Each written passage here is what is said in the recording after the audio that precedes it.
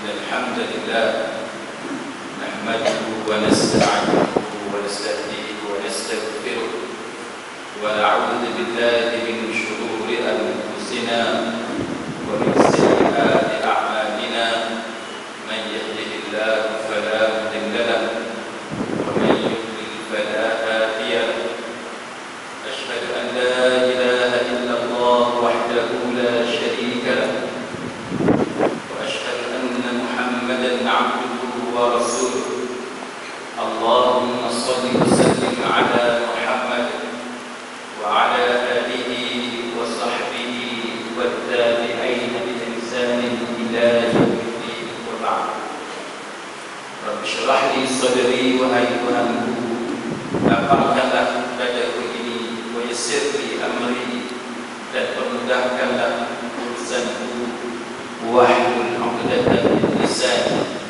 dan uraikanlah kekeduan lidahku yafqahu qawli supaya mereka memahami kata-kata ini. Saudara-saudari muslimin muslimat, mudah-mudahan dirahmati dan diberkati oleh Allah Subhanahu wa taala. Pada malam ini sebelum kita baca qanun jinayah syariah,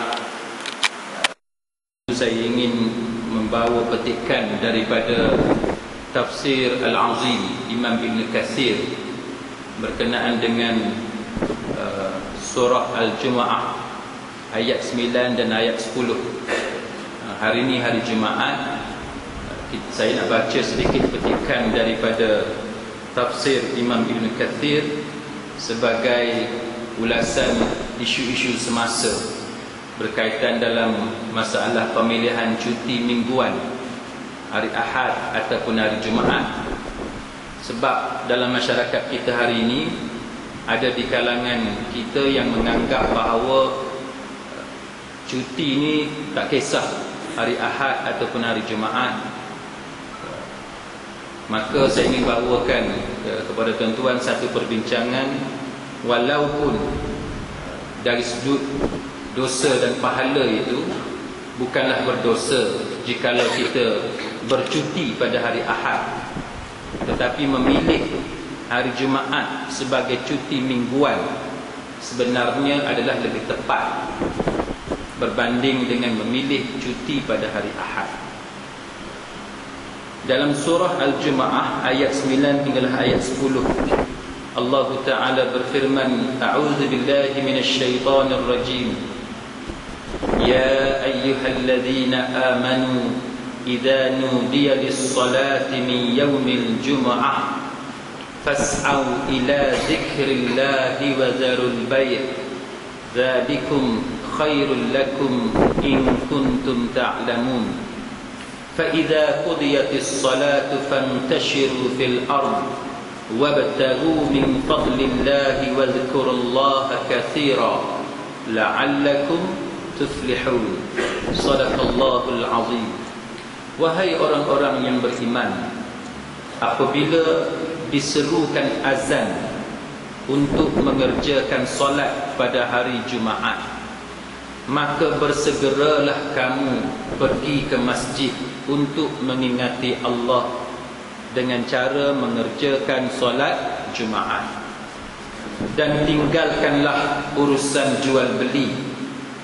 Yang demikian itu adalah baik bagi kamu jika kamu mengetahui hakikat yang sebenarnya. Kemudian setelah selesai menunaikan solat, maka bertebaranlah kamu di muka bumi dan carilah apa yang kamu hajati dari limpah kurnia Allah Ta'ala, serta ingatlah akan Allah banyak-banyak dalam segala keadaan, supaya kamu berjaya di dunia dan juga di hari akhirat. Muslimin muslimat sekalian, di dalam tafsir Al-Azim oleh Imam Ibn Katsir,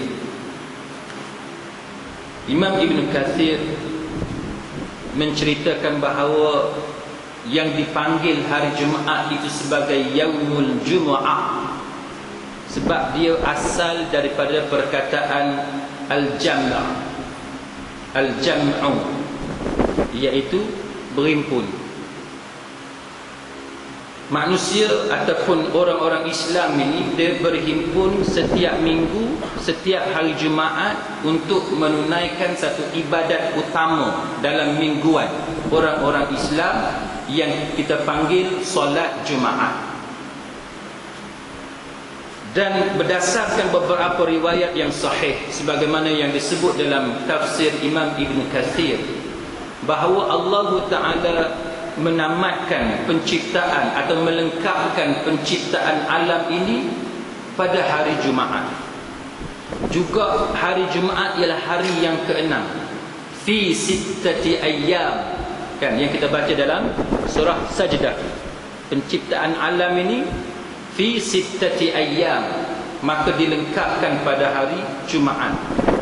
Dan pada hari Jumaat jugalah Allah Ta'ala mencipta Adam alaihissalam dan dia dimasukkan ke dalam syurga. Dan sebagaimana yang kita mengetahui, dia terkeluar daripada syurga juga pada hari Jumaat.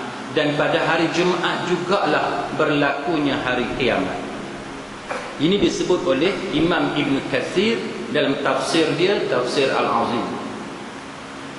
Pada hari Jumaat juga adanya satu masa yang doa sangat mustajab di sisi Allah Subhanahu wa Ta'ala, yang mana orang-orang Islam sepatutnya memberi tumpuan kepada waktu itu. Orang Islam sepatutnya mencari waktu doa yang sangat mustajab, yang mana dia terdapat dalam hari Jumaat. Dan juga hari Jumaat ini pada zaman dahulu dia disebut sebagai Arubah, yang mana Arubah ini ialah menyebut tentang bagaimana hari Jumaat, sebagaimana dalam beberapa hadis yang sahih daripada Nabi sallallahu alaihi wasallam, ia dikurniakan kepada bangsa-bangsa yang terdahulu, kepada manusia dahulu kala, tetapi mereka sesat daripada petunjuk Allah Ta'ala sehingga mereka mengingkari kemuliaan anugerah hari Jumaat yang diberikan kepada mereka. Itu yang berlaku. Dan akhirnya orang-orang Yahudi memilih hari Sabtu sebagai hari kebesaran untuk mereka sambut. Orang Kristian memilih hari Ahad sebagai hari kebesaran untuk mereka sambut.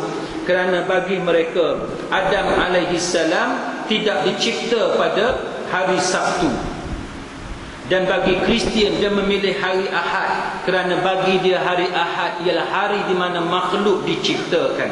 Maka Allah Ta'ala memilih hari Jumaat kepada kita kerana ia adalah satu hari di mana alam ini disempurnakan oleh Allah Subhanahu wa Ta'ala fi sittati ayyam. Antara dalam hadis yang disebut dalam Sahih Imam Bukhari dan Imam Muslim umpamanya, di mana kita dapati bahawa Nabi sallallahu alaihi wasallam menyebut, nahnul akhirun as-sabiqun yaumal qiyamah. Nabi sebut,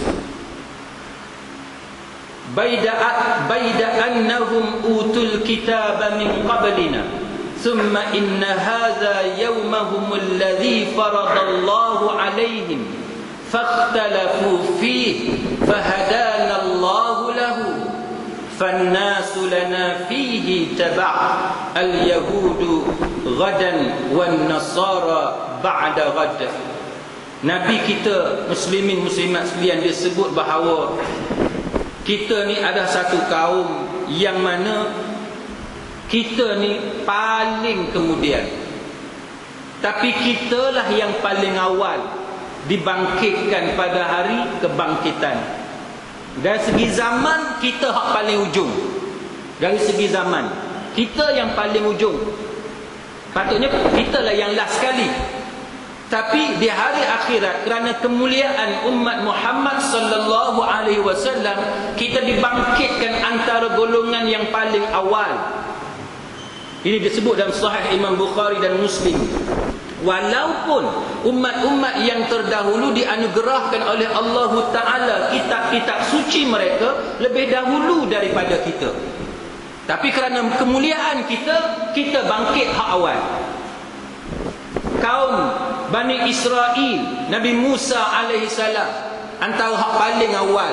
Tapi kita dulu, sebelum kita, antaranya Nasara, Nabi Isa alaihissalam yang dianugerahkan dengan Injil. Tapi kita dulu, kerana kemuliaan umat Muhammad sallallahu alaihi wasallam. Dan dia kata, Nabi kita sebut sallallahu alaihi wasallam, bahawa asalnya hari Jumaat itu dianugerahkan kepada mereka. Asal-asalnya hari Jumaat ni dianugerahkan kepada mereka. Nabi sebut dan diwajibkan kepada mereka, tetapi mereka mengingkari apa yang diperintahkan oleh Allah Ta'ala kepada mereka. Mereka tak boleh nak terima kurniaan hari Jumaat kepada mereka. Lalu Nabi menyatakan, fahadanallahu lahu, maka Allah Ta'ala ni dia bagi hidayah kepada kita. Dia bagi hidayah kepada kita dan sesiapa yang datang selepas daripada kita. Maka oleh sebab itu, muslimin muslimat sekalian, kita dapat hari ini. Kita dapat hari ini. Lalu Nabi kata, al-yahudu ghadan, esok. Yahudi esok. Esok tu maknanya hari Sabtu. Hari ni hari Jumaat, esok hari Sabtu. Dan Nabi kata, wan nasara, puak-puak Kristian ini ba'da ghadah, iaitu selepas hari esok, a day after tomorrow. Maknanya selepas hari esok, hari Ahad. Jadi berdasarkan hadis Asy-Syaikhan ini, dua syekh hadis yang besar, Imam Bukhari dan Imam Muslim, menunjukkan kepada kita bahawa dalam 7 hari seminggu yang Allah Ta'ala berikan kepada manusia, maka hari Jumaat ialah hari yang paling mulia, yang mana Allah Ta'ala dah bagi dah hari ini kepada kaum-kaum yang terdahulu. Tapi mereka tidak mengendahkan anugerah yang Allah Ta'ala bagi kepada mereka. Soalnya, kita hari ini, kita nak tiru ke perangai Nasara. Kita nak tiru ke perangai Nasara. Adakah kita nak tiru kesilapan puak-puak Yahudi, yang mana Nabi sebut dengan jelas bahawa ini adalah anugerah daripada Allah Ta'ala kepada mereka, tetapi mereka mengkufuri anugerah Allah Ta'ala dengan kemuliaan hari Jumaat. Maka dengan sebab itu, bila datangnya umat Muhammad sallallahu alaihi wasallam dan sesiapa yang mengikuti Nabi kita Muhammad sallallahu alaihi wasallam, maka kaum itu dengan sebab ketaatan dia kepada Allah Ta'ala, dia menerima dan dia celebrate, dia menyambut hari Jumaat sebagai hari kebesaran. Ujung hadis tu, Nabi menyebut bagaimana hari ini untuk kita, esok untuk orang Kristian hari Sabtu, hari Yahudi, lusa hari Ahad untuk orang Kristian.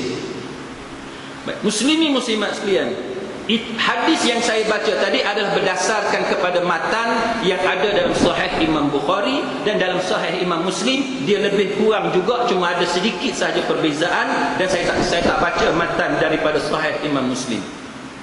Kemudiannya, muslimin muslimat sekalian, bila Allah Ta'ala kata, ya ayyuhalladzina amanu idza nudiya lis-salati min yaumil jumu'ah fas'au ila dzikrillah. Dia kata fas'au ila dzikrillah. Fas'au ni, kalau kita nak terjemah secara literal, maknanya bersegeralah.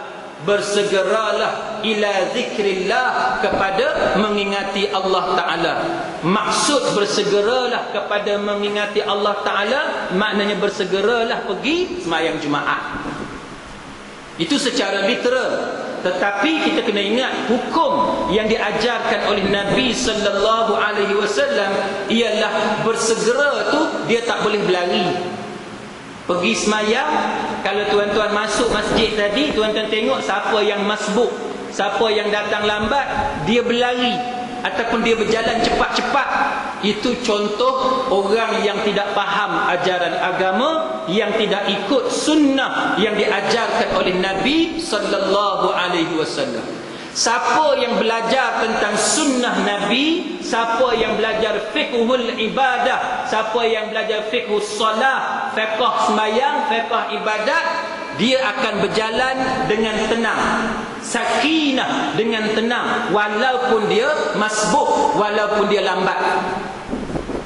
Walaupun dia akan terlepas 1 rakaat, 2 rakaat, tapi dia takkan berjalan secara tergesa-gesa, kerana itu yang diajarkan oleh Nabi sallallahu alaihi wasallam. Jadi kalau tuan-tuan tengok tadi, siapa yang lambat dia pakai serban, pakai jubah, dia berlari, tu pakai serban, pakai jubah saja. Pakaian je nampak alim, tapi dia mengaji belum elok lagi. Belum elok, tak berapa tepat. Kalau orang yang mengaji tepat, dia akan berjalan sakinah, dengan tenang, walaupun dia lambat. Orang perempuan pun sama. Orang perempuan bila dia datang lambat, dia tak boleh berlari, dia tak boleh berjalan cepat-cepat. Dia kena berjalan dengan tenang walaupun dia dah lambat. Itu yang diajarkan kepada kita oleh Nabi sallallahu alaihi wasallam. Contohnya dalam hadis yang direkodkan oleh Imam Bukhari dan Imam Muslim, disebut bahawa idza sami'tumul iqamah, bila kamu dengar iqamat dilafazkan, famshu ila salati, berjalanlah kepada solat, wa alaikumus sakinah wal waqar, dan hendaklah kamu berjalan dalam keadaan tenang, tenteram, jangan duk gaduh. Jalan elok-elok, jalan secara tenang, wala tusri'u, dan jangan kamu tergesa-gesa. Fama adraktum fasallu wa ma fatakum faatimmu. Hak mana hak sempat kamu semayang. Kalau dan rokok, rokoklah. Kalau dan dengan sujud, sujudlah. Kalau dan dengan tahiyat, tahiyatlah. Hak mana yang terlepas, yang tak dan, yang tak sempat, kamu sempurnakan balik. Ganti hak mana yang terlepas. Itu yang diajarkan oleh Nabi sallallahu alaihi wasallam. Kita jangan guna logik akal kita. Jangan guna logik akal, ni aku nak kena bagi dan kita berlari. Tak boleh. Itu bercanggah dengan apa yang diajarkan oleh Nabi sallallahu alaihi wasallam. Muslimin muslimat sekalian, pada hari Jumaat maka kita disunatkan untuk mandi. Mandi yang macam mana? Hendaklah kita mandi sunat hari Jumaat sebagaimana kita mandi wajib. Macam mana tuan-tuan mandi wajib, macam itulah tuan-tuan kena mandi sunat hari Jumaat. Syekh Muhammad Nasiruddin Al-Albani, dia kata bagi dia mandi hari Jumaat hukum dia wajib. Tu dia lain sikit fatwa dia. Tapi bagi dia wajib mandi hari Jumaat. Sama sebagaimana mandi wajib. Wajib mandi, kena rata seluruh badan. Tapi dalam mazhab al-Imam Syafi'i rahimahullahu ta'ala, kita tak wajib mandi hari Jumaat. Cuma dia termasuk dalam sunat muakkadah, sunat yang sangat-sangat ditekankan oleh Nabi sallallahu alaihi wasallam. Dan cara kita mandi hari Jumaat ialah sebiji macam kita mandi wajib. Jadi macam mana tuan-tuan mandi wajib, macam itulah kita mandi sunat hari Jumaat. Kalau tuan-tuan mandi sunat hari Jumaat sebagaimana tuan-tuan mandi biasa hari-hari itu, yang tu tak betul. Yang tu bercanggah dengan sunnah Nabi sallallahu alaihi wasallam. Nak basuh hak mana dulu, nak dahulukan belah kanan daripada belah kiri, dahulukan belah depan daripada belah belakang dan sebagainya, semuanya kita ikut turutan mandi wajib. Itu yang dikatakan kaifiyah ataupun tata cara mandi sunat hari Jumaat. Kenapa sebahagian fuqaha mengatakan wajib mandi hari Jumaat? Kerana lafaz matan daripada Nabi sendiri yang disebut dalam Sahih Bukhari dan Sahih Muslim, ghuslu yaumil jumu'ah wajibun ala kulli muhtalim. Dia kata bahawa mandi hari Jumaat, Nabi sebut jelas, wajibun, wajib ke atas setiap muhtalim, orang yang dah mimpi dah. Mana orang yang baligh hukum dia wajib. Dan juga disebut dalam hadis yang lain, saya ringkaskan, adalah menjadi hak Allah Ta'ala bahawa setiap orang Islam sekurang-kurangnya mandi sekali dalam seminggu. Dalam seminggu paling kurang mandi sekali. Kalau tuan-tuan ada juga jenis orang jenis tak suka mandi, jenis tak suka mandi, paling kurang dalam seminggu kena ada sehari mandi. Kat Malaysia ni kalau seminggu tak mandi keteruk sangat tuan-tuan. Kira teruk sangat. Tapi kalau dekat England, saya duduk dekat England, kalau time winter, musim sejuk, yang tu saya percaya. Kalau ada orang Melayu ataupun siapa-siapa dia tak mau mandi selama seminggu, yang tu saya percaya sebab sejuk sangat. Tambah pula budak-budak kita dia nak jimat elektrik, dia tak pasang heater. Jadi dalam rumah dia pakai baju sejuk dalam rumah, berbungkus dalam rumah. Itu mungkinlah. Tapi kita di Malaysia ni kita tengok, boleh dikatakan semua orang mandi setiap hari. Dan dalam hadis yang lain, antaranya hadis Imam Ahmad, An-Nasa'i dan juga Ibn Hibban, dia kata bahawa paling kurang hendaklah mandi pada hari Jumaat. Baik, muslimin muslimat sekalian, sebab apa kita kena pilih hari Jumaat? Antaranya kita tengok bahawa selain daripada soal mandi, kita disuruh supaya meninggalkan rumah kita awal-awal untuk pergi sembahyang Jumaat. Lepas tu kita disuruh berjalan dan bukannya naik kenderaan. Tapi kalau saya nak datang khutbah kat sini, nak jalan kaki berat lah tuan-tuan. Kan duduk kat Pertama Perdana main jalan kaki dekat Pengeluh nyaya saya. Tapi nak ceritanya, kalau tuan-tuan duduk jauh tapi dalam jarak yang boleh jalan kaki, jalan kaki. Itu yang disuruh oleh Nabi kita Muhammad sallallahu alaihi wasallam, sebagaimana hadis yang dikumpulkan oleh para muhaddisun termasuk oleh Imam Tirmizi. Hendaklah kita jalan kaki. Pasal apa tuan-tuan? Para ulama dia bincang panjang lebar. Antaranya dia kata sebab nak menunjukkan syiar Islam pada hari Jumaat. Biar nampak orang keluar ramai-ramai tu, duduk tepi jalan, duduk jalan, nampak syiar hari Jumaat. Dia lain. Kalau tuan-tuan naik kenderaan, kita tak nampak orang, nampak kereta je. Tapi kalau tuan-tuan pakai baju cantik, baju elok, dan antara benda yang diajarkan oleh Nabi sallallahu alaihi wasallam, siapa yang mampu, siapa yang ada duit, hari Jumaat dia kena ada 2 pasang baju khas untuk dia pakai hari Jumaat. Tuan-tuan ada baju khas untuk hari Jumaat? Ada. Baju batik ada untuk hari Rabu kan kami. Baju batik ada. Kan? Uniform kerja ada. Tapi baju khas untuk kita pakai hari Jumaat 2 pasang. Tukar-tukar. Setiap hari Jumaat kita tukar-tukar antara 2 ni. Ada ke tak ada?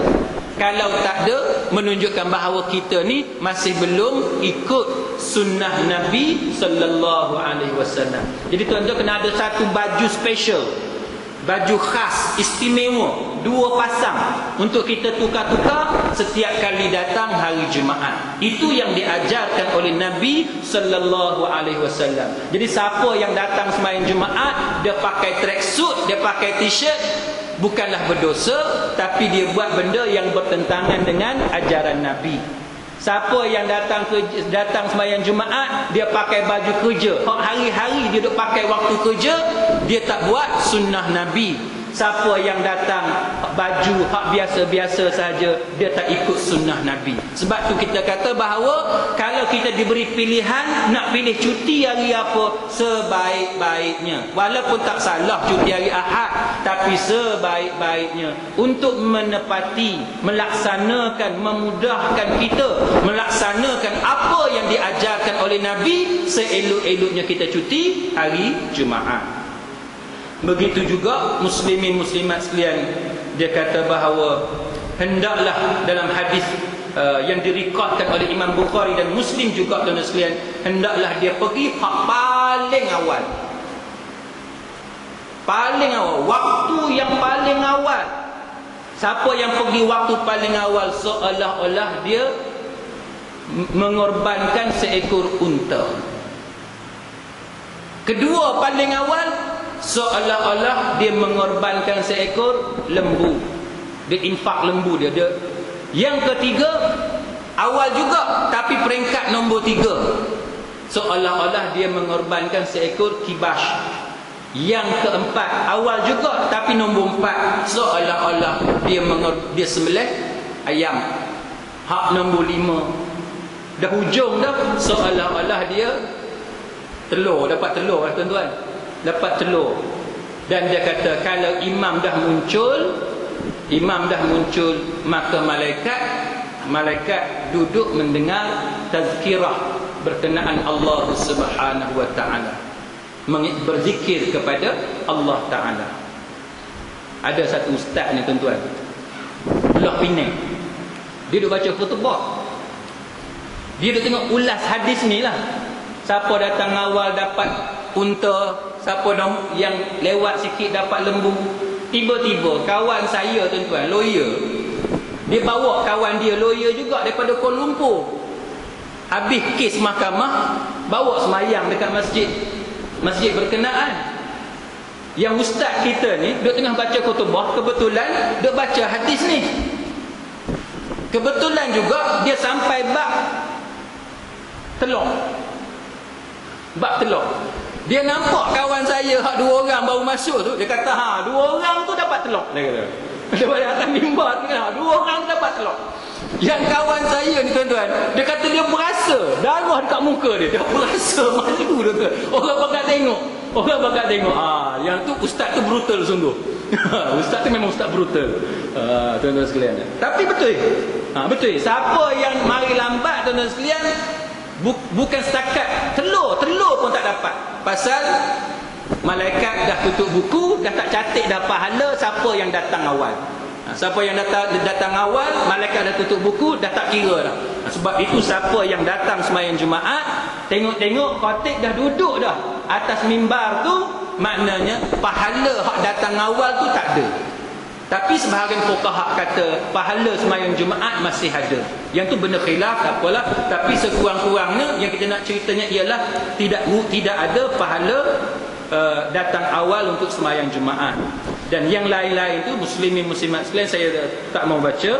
Tapi apa yang kita nak sebutnya ialah itu di antara beberapa perkara yang disebut oleh Imam Ibn Katsir untuk menunjukkan kepada kita bahawa pentingnya hari Jumaat, kemuliaan hari Jumaat, kebesaran hari Jumaat. Ia adalah anugerah Allah Ta'ala kepada kita umat Muhammad sallallahu alaihi wasallam.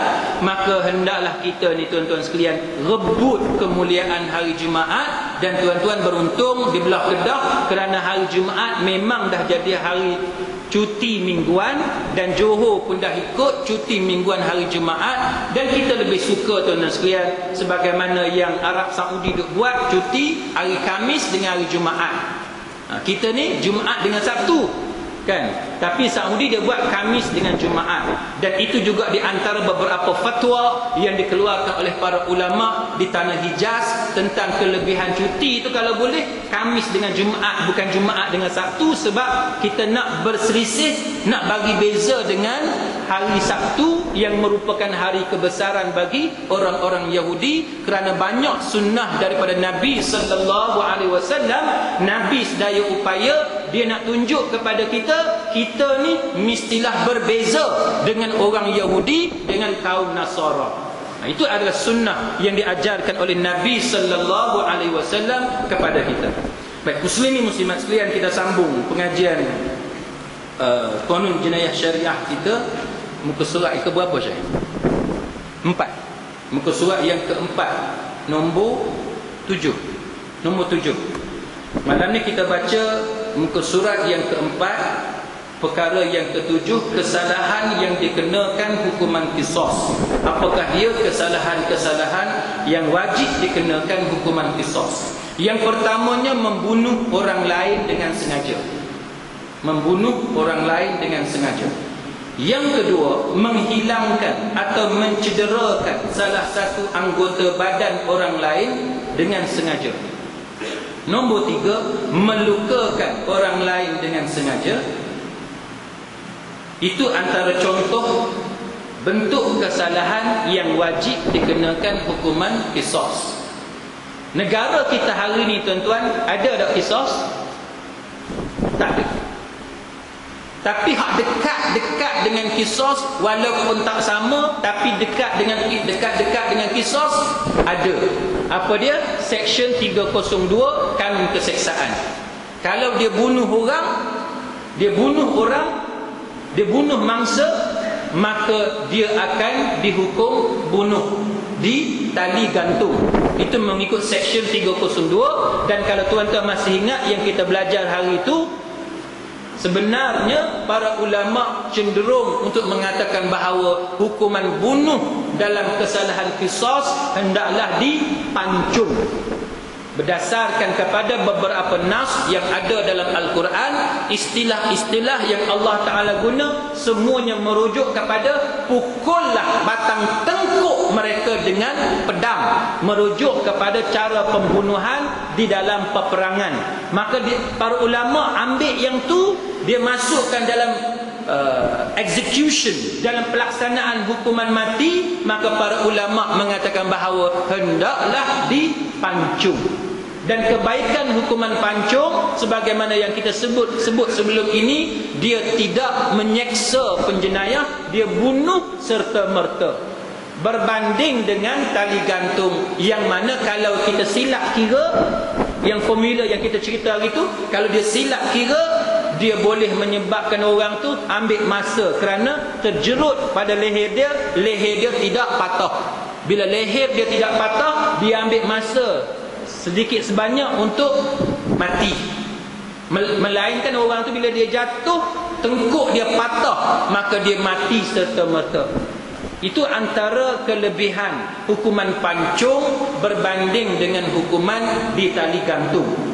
Itu perbezaan pendapat. Jadi muslimin muslimat sekalian, dari sudut itu nampaknya hampir dah hukuman itu dekat-dekat dengan qisas. Dari sudut mati dibalas dengan mati, nyawa dibalas dengan nyawa.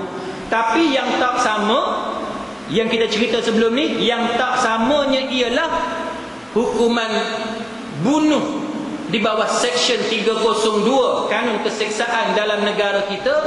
Kalau keluarga mangsa memaafkan si mati pun, dia masih lagi dalam budi bicara mahkamah. Mahkamah dia tak terikat dengan kehendak keluarga si mati. Sedangkan qisas dalam ajaran Islam, mahkamah kena ikut, wajib ikut kehendak keluarga si mati. Itu beza antara Islam dengan undang-undang yang diamalkan oleh negara kita. Jadi sudah tentu tuan-tuan sekalian, undang-undang Islam lebih cantik, lebih elok, lebih adil berbanding dengan undang-undang ciptaan manusia. Jadi apa lagi alasan untuk kita tidak melaksanakan undang-undang Islam dalam negara, sedangkan undang-undang Islam itu jauh lebih adil berbanding dengan undang-undang ciptaan manusia. Baik. Kemudian yang kedua, dia kata hukuman membunuh orang lain dengan sengaja wajib dikenakan hukuman qisas ke atas si pembunuh dengan dibalas bunuh. Wajib bunuh dibalas dengan bunuh berdasarkan surah Al-Baqarah ayat 178. A'udzubillahi minasyaitonirrajim. Ya ayyuhalladzina amanu kutiba alaikumul qisas fil qatla. Wahai orang-orang yang beriman, diwajibkan kamu menjalankan hukuman qisas, yakni balasan yang seimbang dalam perkara orang-orang yang mati dibunuh.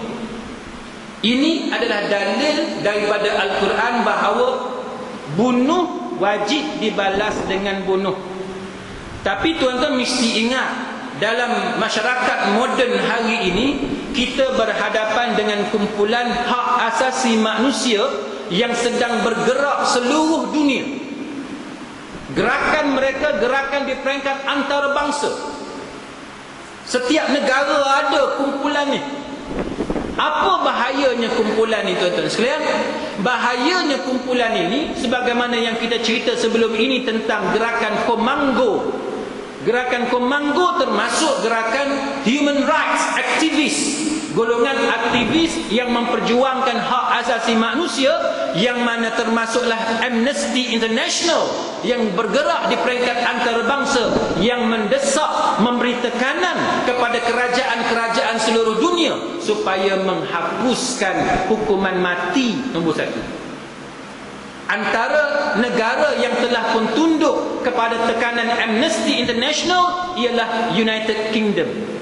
Tuan-tuan pergi ke United Kingdom sekarang ni, UK, tidak ada hukuman mati.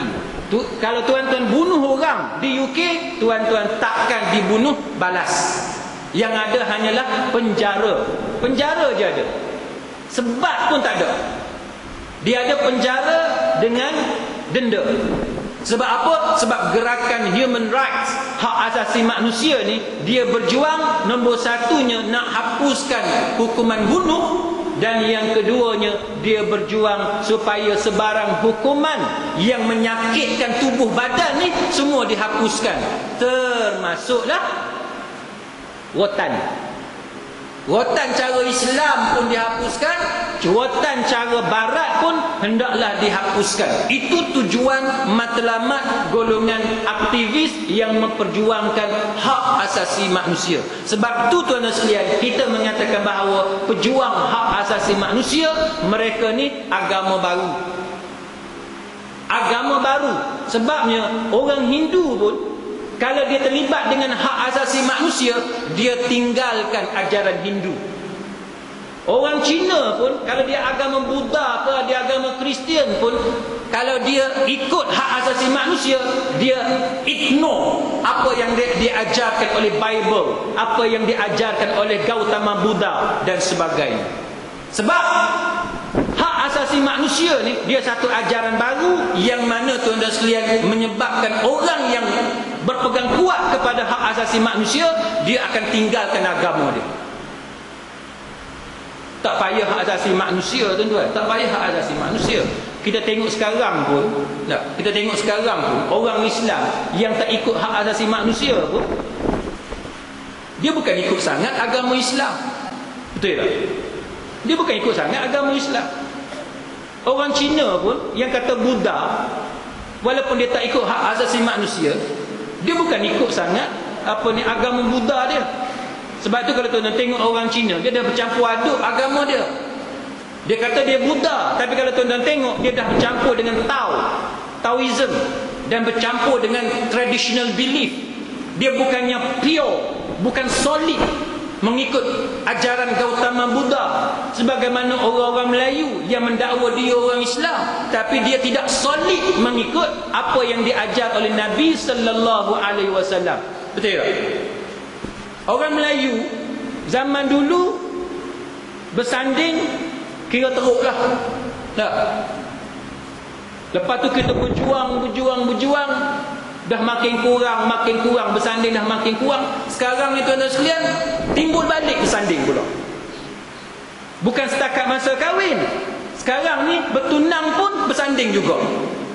Sekarang ni bertunang pun bersanding. Lagi pening kepala kita, tuan-tuan. Melayu, Islam, tapi dia mendapat pengaruh agama Hindu yang mana bukannya datang daripada ajaran Islam, tapi dia dah terpengaruh dengan benda-benda yang macam tu. Itu contoh traditional belief, Taoism di kalangan orang Cina. Dia Buddha, tapi dia duk sembah rumah yang color merah tu. Kan, rumah yang color merah dia sembah. Tak kiralah nama apa, Tok Pekong ke apa, kita tak tahu, dia duk sembah yang tu. Lagi teruk, dulu dia bubuh limau yang betul, lah dia berbagi limau plastik. Lagi teruk, tuan-tuan. Dia tipu Tuhan dia. Kalau Tuhan dia mari nak makan nyaya, tuan-tuan. Tengok limau plastik. Tengok. Kerana mereka tidak lagi mementingkan keaslian ajaran agama, kesyumulan ajaran agama. Agama tu diambil hak mana dia suka, hak dia tak suka dibuang. Itu benda yang duk berlaku. Muslimin muslimat sekalian. Orang Islam hari ni sama. Dia semayang macam kita, dia menunaikan haji macam kita, tapi dia buat beberapa benda yang tidak menunjukkan dia tulen sebagai orang Islam. Antaranya Syekhul Islam Imam Ibn Taymiyah, tuan-tuan sekalian, bila dia bercakap tentang golongan Tatar yang masuk Islam.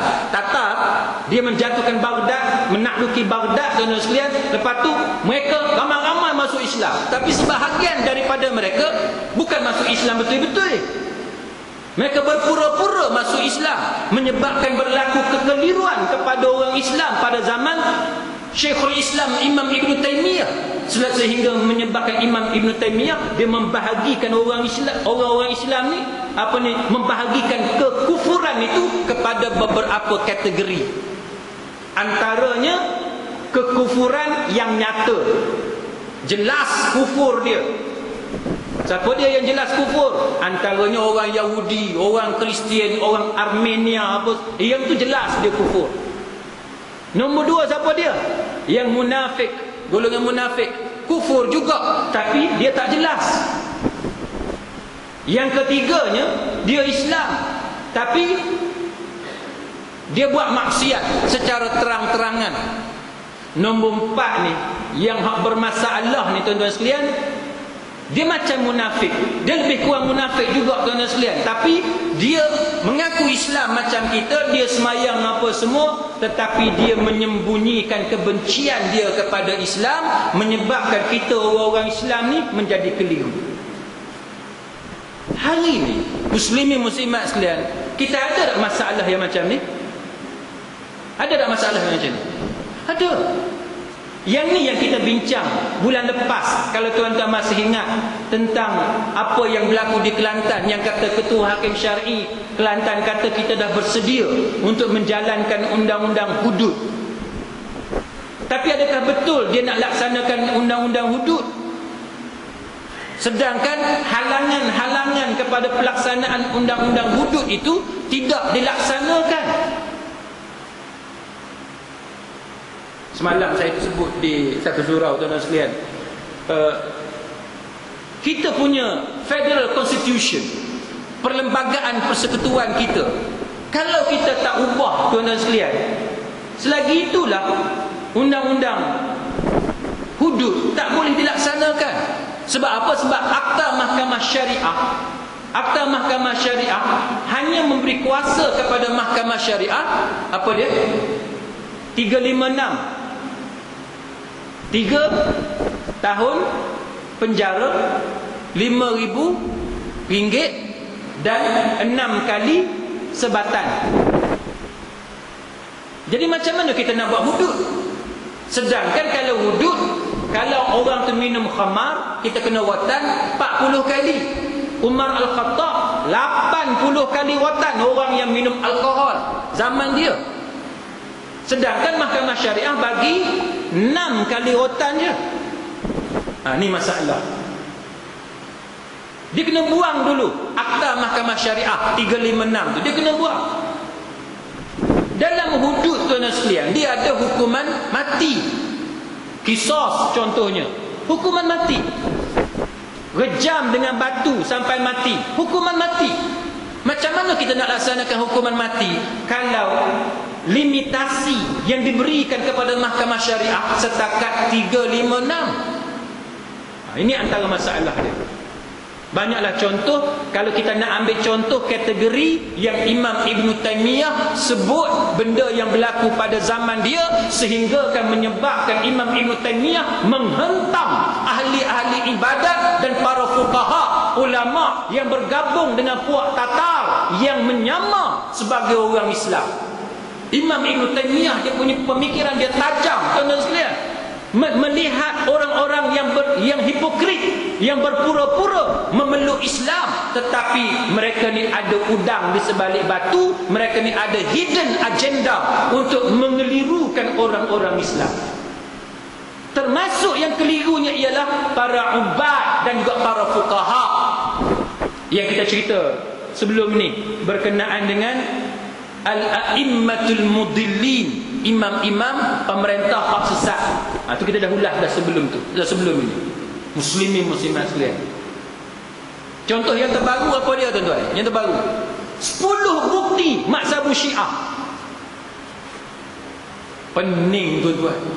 10 bukti mazhab Syiah. Sebab apa pening? Sebab apa pening? Yang saya kata pening, tuan-tuan sekalian, yang saya kata pening, Kementerian Dalam Negeri yang buat press conference.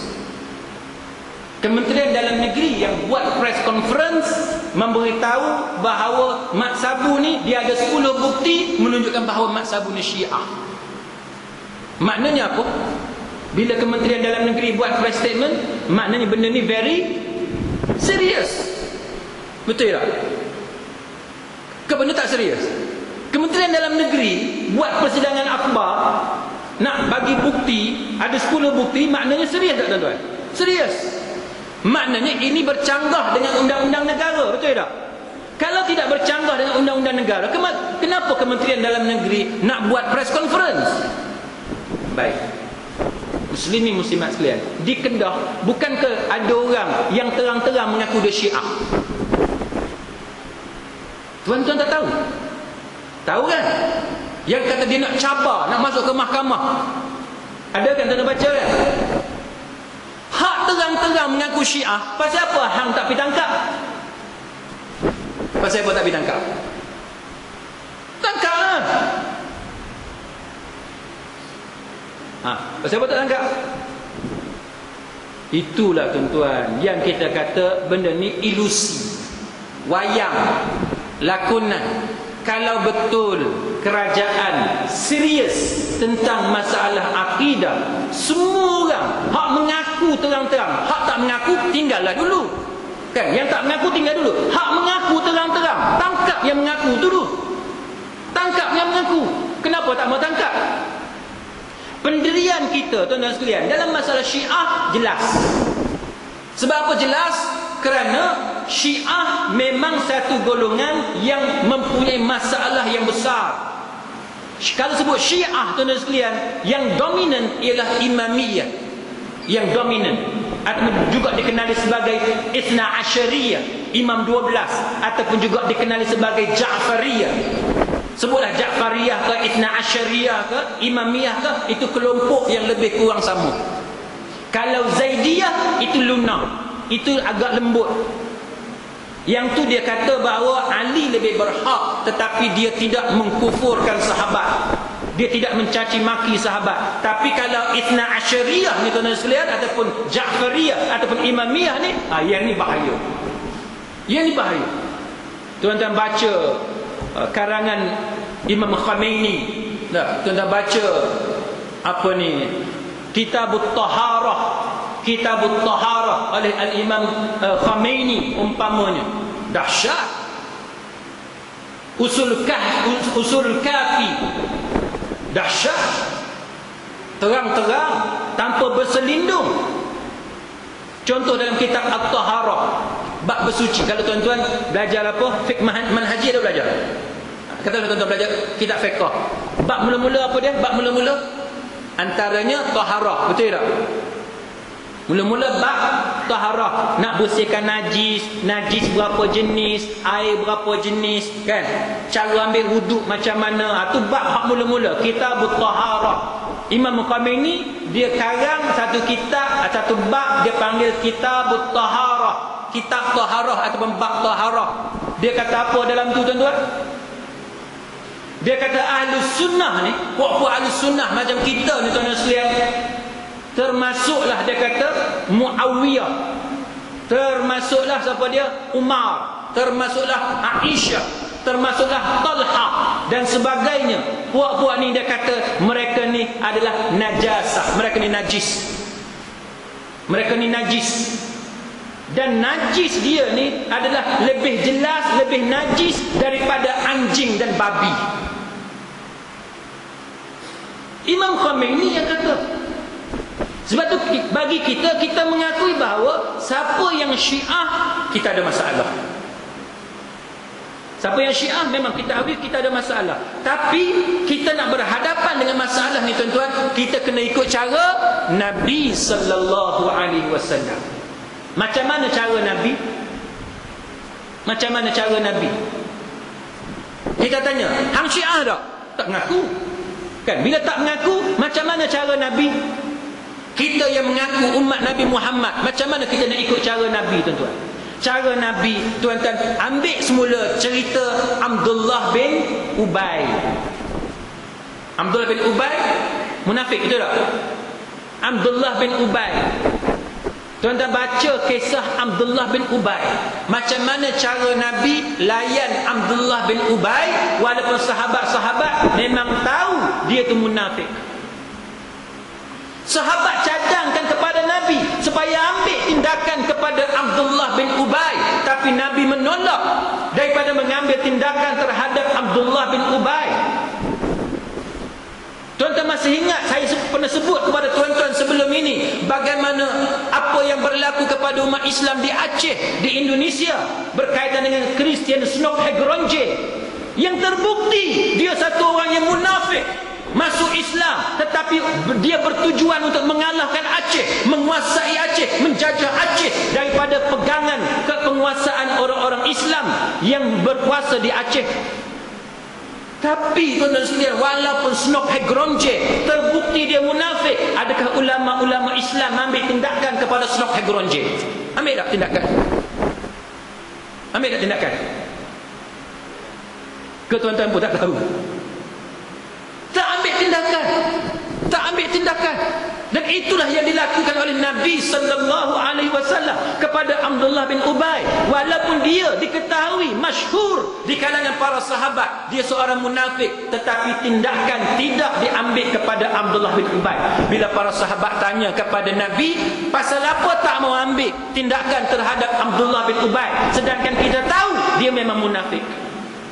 Nabi kata dia tak mau nanti orang mengatakan bahawa Nabi ni ambil tindakan terhadap kaum dia sendiri, terhadap umat dia sendiri. Tuan-tuan faham tak benda yang saya nak sebut, benda yang saya maksudkan, isu ni? Tuan faham tak? Maknanya kalau bukti yang kita ada tu belum cukup untuk kata dia kafir, tuan-tuan sekalian, belum cukup jelas untuk kata dia kafir, selagi itulah kita tak boleh ambil tindakan terhadap orang tu, walaupun kita percaya, kita yakin dia tu munafik.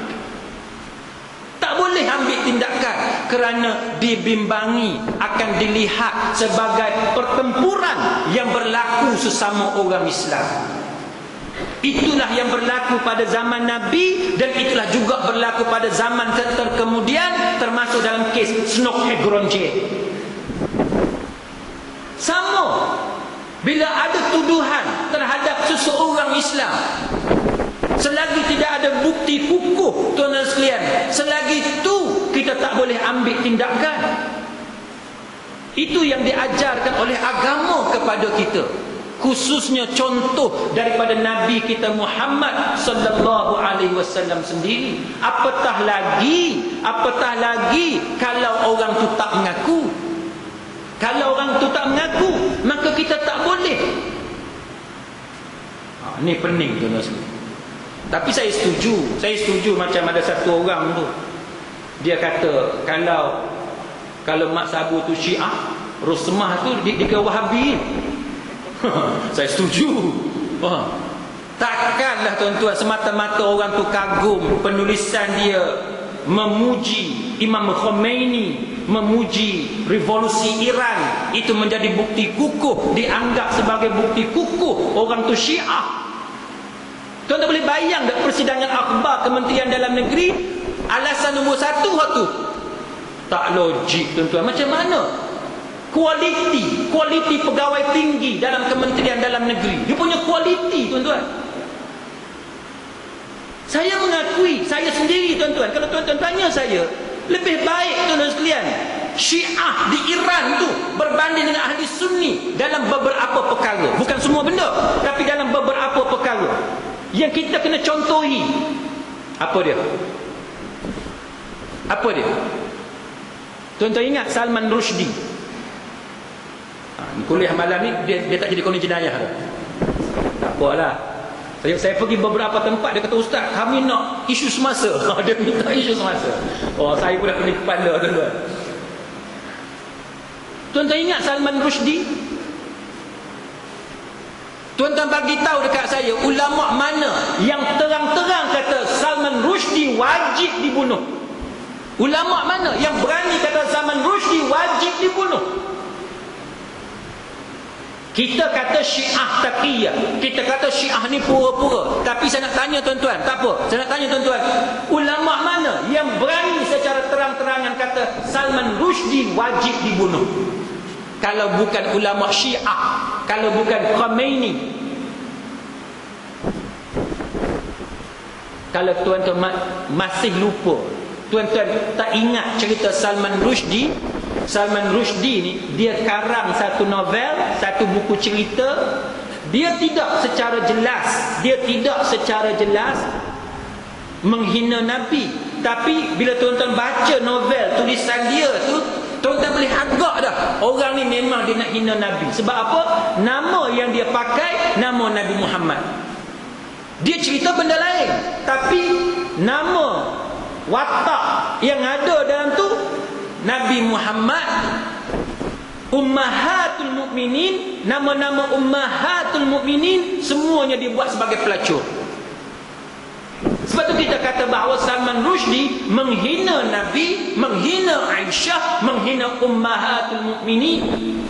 Tapi yang declare secara terang-terangan bahawa dia adalah most wanted person in the world masa tu adalah datang daripada Tehran.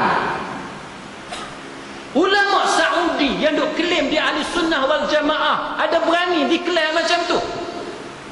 Ada berani declare macam tu? Tak berani declare. Sebab tuan-tuan mesti tahu bahawa manhaj yang dipegang oleh kebanyakan ulama Saudi ialah patuh kepada pemimpin. Patuh kepada pemimpin. Pemimpin jahat pun patuh. Pemimpin rompok duit hampa pun patuh. Pemimpin pukul belakang hampa pun patuh. TMB tipu tuan-tuan pun wajib patuh. Oh, pening. Dapat ulama jenis macam ni pening. Tuan-tuan sekalian, ada kawan saya tuan-tuan, dia duk post Facebook, dalam Facebook, macam mana TMB tipu kita. Macam mana TMB tipu. Ni ada orang TMB ke malam ni? Nanya saya ke lagi. Cara TMB tipu kita macam mana? Tuan-tuan tahu kan? Dia ada beberapa apa ni istilah kilowatt istilah. Berapa kilowatt yang pertama, rate dia berapa kilowatt yang kedua, rate dia berapa, apa semua kan? Betul tak? Kau tuan-tuan tak pernah tengok bil ni? Oh, orang kaya pengeluhim ni. My bil 100 bayar, bil 200 pun bayar. Orang kaya belaka. Yang miskin saya seorang yang miskin. Duk tengok. Kan? Dia ada beberapa kilowatt. Kawan-kawan saya ni tuan-tuan, orang cerdik-cerdik belaka, pakar bidang fizik, pensyarah universiti yang ada doktorat bidang fizik dan sebagainya. Tapi kawan-kawan saya ni, walaupun mereka ni pakar di bidang fizik dan lain-lain, tapi mereka hidup cara sederhana. TV kat rumah tak ada. Tuan-tuan semua ada TV, betul tak? Tuan-tuan semua ada TV. Kawan saya yang ada doktorat dalam bidang fizik, TV tak ada. Saya tanya pasal apa TV tak ada? Dia kata anak main bola, dia sepak bola kena kat TV pecah. TV pecah. Dia kata aku malas nak beli dah. Dah berapa tahun dah kat rumah dia tak ada TV pasal anak main bola pecah TV. Aircon pun tak ada. Saya tanya pasal apa aircon kat rumah tak ada? Dia kata dia nak ajar anak dia hidup jangan duk mewah sangat. Tengok tuan-tuan, kawan saya ni. Dia kalkulate, dia kira. Contoh tuan-tuan tengok, nanti tuan-tuan balik tengok bil elektrik. Ada masa dia bukannya datang tiap-tiap bulan, tapi dia datang lebih sebulan, betul tak? 35 hari baru dia datang, 33 hari baru dia datang, betul tak? Menyebabkan calculation tu untung TMB RM45. Saya siang tadi duduk WhatsApp dengan kawan-kawan ni, pakak kira betul setiap seorang rugi RM45. Cuba tuan-tuan bayang, hak datang masjid malam ni berapa orang? 100 orang ada tak malam ni? Kalau 100 orang malam ni kali RM4, dah 400. Tu masjid Pengeluhing saja, tak kira hak tak main masjid. TMB untung tuan-tuan. Dia telefon TMB tanya pasal apa kira lagu ni, tak boleh jawab. Lepas basing saya pas dekat satu orang, pas dekat orang lain, pas dekat orang lain, tak boleh jawab. Nak jawab macam mana? Kawan ni tuan-tuan pakar bidang fizik, dah kalkulit semua dah, tak boleh jawab.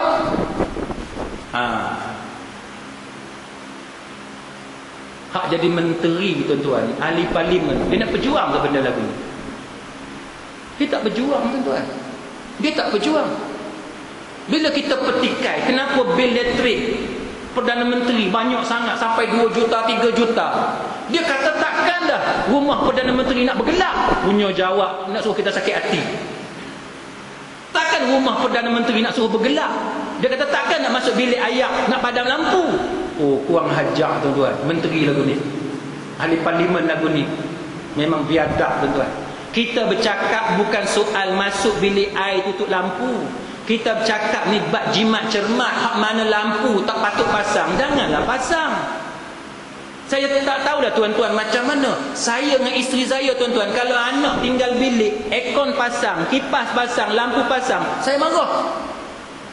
Membazir tu. Hang turun bawah nak minum air ke apa ke, bilik tu aircon kena tutup, kipas kena tutup, lampu kena tutup. Kita ajar anak kita jimat ciumat. Yang istana Perdana Menteri tuan-tuan sekalian 2.2 juta, elektrik apa benda? Saya nak bagi tahu. Hang pakai apa sampai 2 juta setahun? Yang ni yang kita petikai, yang kita tak setuju. Kita nak rakyat berjimat cermat, maka pemimpin juga kena jimat cermat. Bukan soal cemburu, bukan soal dengki. Jadi muslimin muslimat sekalian, itu masalah. Balik kepada cerita kita, jauh pergi. Sikit ni. Golongan yang ketiga tuan-tuan, hukuman menghilangkan atau mencederakan salah satu anggota badan orang lain atau melukakannya wajib dibalas dengan hukuman qisas mengikut kadar kecederaan atau luka seseorang itu juga mengikut jenis anggota yang dicederakan dan yang dilukakan tadi. Firman Allah Ta'ala, wa katabna alaihim fiha anna an-nafsa bin-nafsi wal 'aina bil-'aini wal anfa bil-anfi wal udhuna bil-udhuni was sinna bis-sinni wal juruha qisas faman tasaddaqa bihi fahuwa kaffaratul lah wa man lam yahkum bima anzalallah faulaika humuz zalimun. Dan kami telah letakkan atas mereka dalam kitab Taurat itu bahawasanya jiwa dibalas dengan jiwa, dan mata dibalas dengan mata, dan hidung dibalas dengan hidung, dan telinga dibalas dengan telinga, dan gigi dibalas dengan gigi, dan muka juga hendaklah dibalas dengan balasan seimbang. Tetapi sesiapa yang melepaskan hak membalasnya, maka jadilah dia penebus dosa baginya. Dan sesiapa yang tidak menghukum dengan apa yang telah diturunkan oleh Allah, maka mereka itulah orang-orang yang zalim. Ayat wa man lam yahkum bima anzalallah ni tuan-tuan, dia 3 serangkai kan?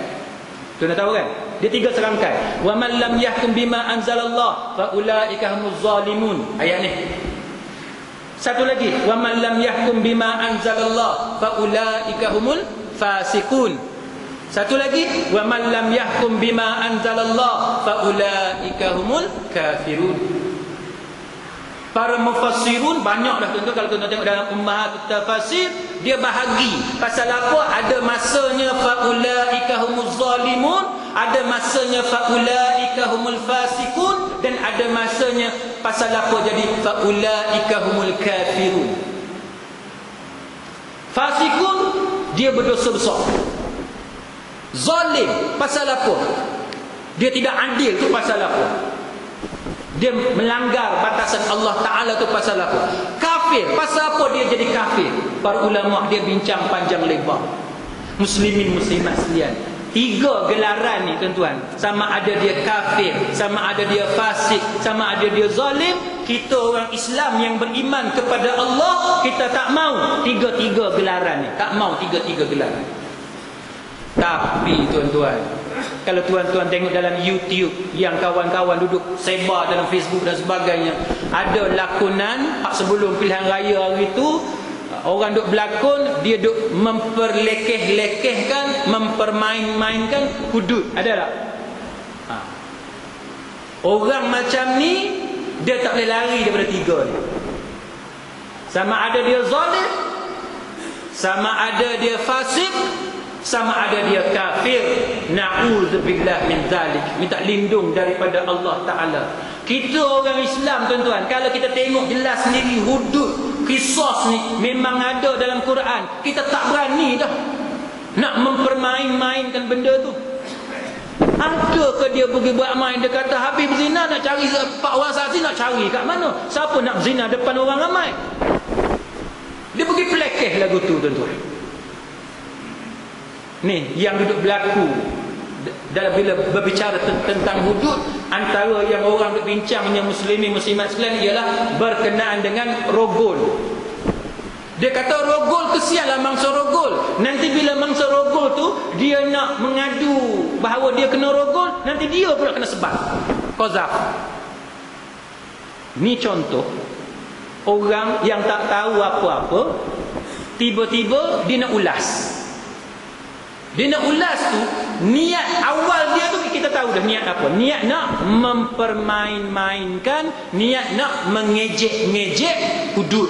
Dia bukannya niat nak cari benda betul. Dia bukan nak cari fakta, tapi niat memang nak mengejek, nak memperolok-olokkan hudud. Ini masalah. Apa salahnya tuan-tuan? Apa salahnya? Kita dah tahu dah hudud ada dalam Quran. Tiba-tiba kita tak faham satu benda. Contohnya tak faham rogol ni, kalau mangsa rogol, dia kena rogol, bukan kena rogol. Dia takkan kena rogol depan saksi 4 orang. Dia mesti kena rogol jauh daripada orang ramai. Jadi macam mana mangsa rogol ni dalam undang-undang Islam? Tanyalah dulu. Baca, cari dalam internet. Sekarang ni tuan-tuan, dalam internet tuan-tuan tanya Syekh Google, semua benda ada. Tuan-tuan nak tanya Syekh Google benda baik, semua keluar benda baik. Tuan-tuan nak tanya Syekh Google benda buruk, semua keluar benda buruk. Hak paling baik ada dalam Syekh Google, hak paling buruk pun ada dalam Syekh Google. Tuan-tuan nak tengok apa? Gambar ke, video ke, tulisan ke, semua ada dalam Syekh Google. Sekarang ni nak pergi rumah orang, tak payah tanya orang dah. Tanya Google Map, tanya GPS, kan? Tanya Waze. Setengah orang panggil Wazi. Wazi ke Waze ke Waze ke, ikutlah. Canggihnya dunia hari ini. Tidak ada alasan untuk tuan-tuan kata tuan-tuan ni jahil. Tak ada alasan. Tanya internet, semua keluar. Yang penting tuan-tuan patuh kepada disiplin, validity and reliability. Dia kena reliable dan dia kena valid. Jangan pergi tanya ikut dan. Kena cari website yang boleh dipercayai. Lagu tu. Itu syarat dia. Rogol tuan-tuan, para ulama berbeza pendapat. Sebahagian kata rogol ni hudud, sebahagian kata rogol ni ta'zir. Jadi kalau benda yang berbeza pendapat, kita ambil benda hak memudahkan kita dulu, betul tak? Ambil hak mudah dulu. Macam tuan-tuan pergi tawaf di Baitillah, jalan-jalan terlanggar orang, kena kulit apa ni, perempuan negro. Perempuan negro bukan lawa pun, tapi batal dah ismayang mazhab Syafi'i. Batal. Padahal kita tak rasa apa pun. Negro tuan-tuan. Nak rasa apa? Tak rasa apa pun. Daripada langgar negro baik langgar tiang lampu. Tak rasa apa pun. Tapi dalam mazhab Syafi'i, walaupun negro tu hang tak rasa apa, hang tak suka kat dia, hang benci macam mana sekalipun, tapi kalau dia tu perempuan yang dewasa, maka batal lah ismayang. Dah kita kata batal lah ismayang, dah susah. Bukan ke tabung ngaji aja kat kita supaya tukar mazhab. Tukar mazhab tu satu bab. Yang kedua, dia ajar kat kita qaul rajih mazhab Syafi'i tak boleh pakai sebab susah. Maka kita pakai qaul marjuh dalam mazhab Syafi'i. Qaul marjuh maknanya qaul yang dhaif dalam mazhab Syafi'i. Apa dia? Bersentuh kulit laki perempuan tidak membatalkan wudu. Ada satu kuliah kat mana saya teringat, satu orang tanya saya, "Ustaz, ada tak mazhab yang mana kalau kita terkentut dengan kencing dia tak batal wuduk?" Saya kata, "Ni tanya soalan, oh dia punya nak senang tu, dia pergi tanya, ada tak apa mazhab?" Saya tak tahulah dia ada penyakit ke wallahu alam ataupun dia saja tanya, saya pun tak tahu. Ada tak mazhab kalau dia pergi kencing, dia terkentut, dia tak batal wuduk? Ni pun pening juga. Tak apa, kita tinggal yang tu. Jadi tuan-tuan sekalian, boleh tak kita tukar? Sebab susah. Amalan kita di Malaysia ni, itu yang kita buat. Bila dah susah, kita tukar, kita switch. Betul tak? Tuan-tuan bayar zakat fitrah pakai apa? Duit kan, cash. Tak ramai yang pakai beras, tak ramai. Tapi hak solid mazhab Syafi'i wajib pakai beras. Kita switch. Jadi apa masalahnya? Benda yang khilaf macam ni tuan-tuan, kita ambil yang mudah. Rogol adalah ta'zir. Kebetulan pula dalam mazhab Syafi'i memang rogol di bawah ta'zir. Dia bukannya hudud. Sebab apa? Sebab rogol ni tuan-tuan tidak disebut dalam Quran. Quran hanya menyebut tentang zina. La taqrabuz zina.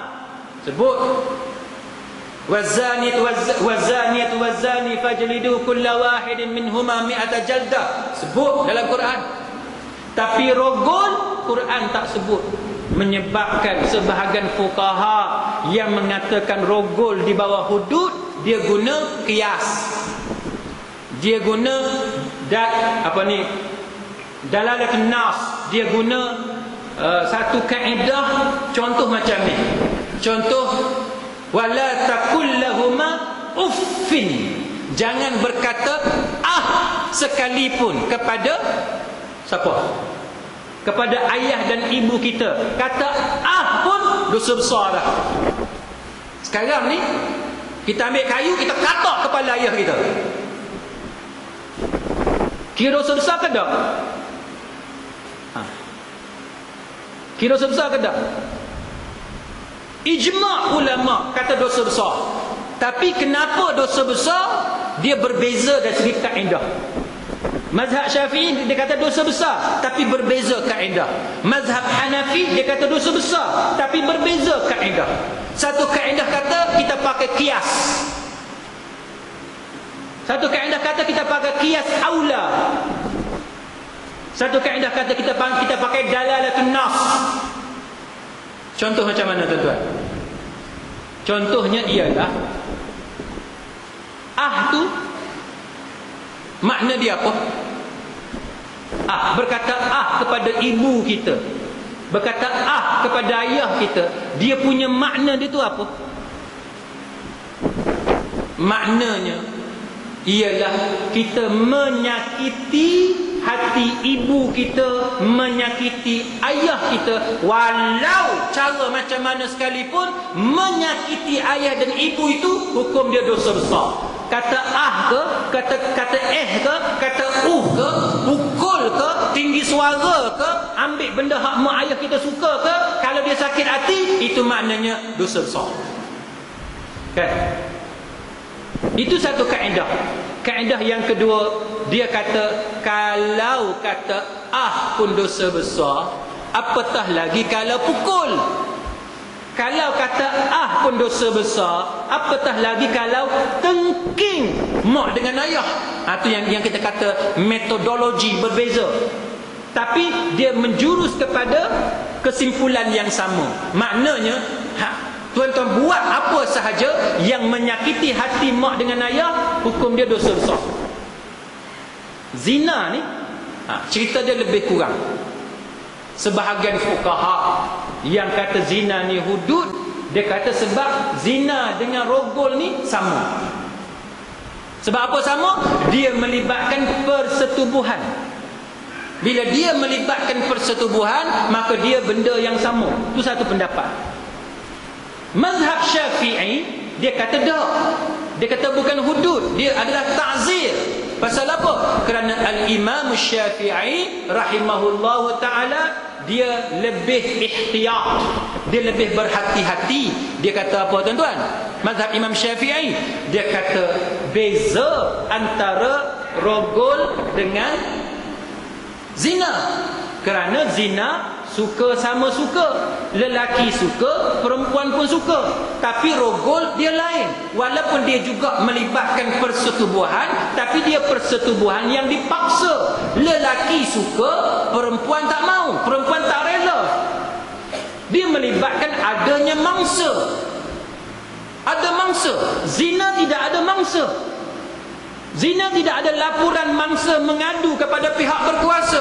Tetapi rogol melibatkan mangsa yang dizalimi, yang akan mengadu kepada pihak berkuasa. Maka mazhab Imam Syafi'i pada pendapat peribadi saya tuan-tuan sekalian lebih tepat daripada mazhab Hanafi dalam masalah ini, iaitu rogol di bawah ta'zir. Maka kalau rogol di bawah ta'zir, dia tak perlu kepada saksi 4 orang, tak perlu. Tak ada saksi pun tak apa. Tak ada saksi pun tak apa. Dia berdasarkan qarina, circumstantial evidence.